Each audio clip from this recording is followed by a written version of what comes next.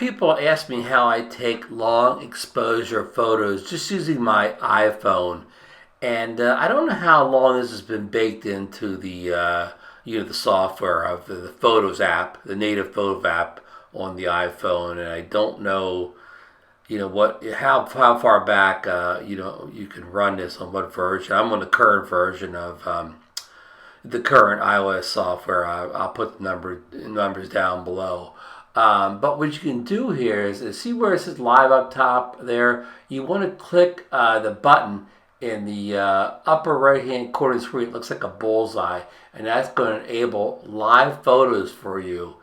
And what live photos does, it kind of takes like a little mini movie. It takes time before and after the photos. So what I'm going to try to do is get a long exposure of these waves rolling in under the pier. So I'm moving forward here. I'm going to try to hold the camera as steady as I can and snap a few shots off here.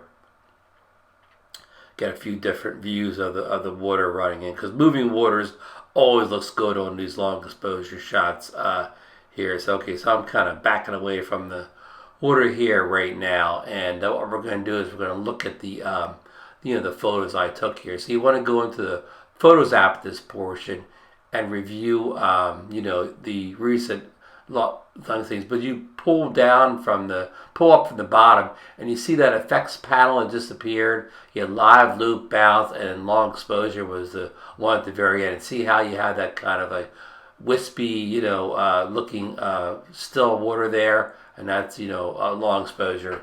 That's not the world's best long exposure, but that's how simple it is. Just turning on live photos and revealing that panel, pulling up to the bottom and revealing that panel.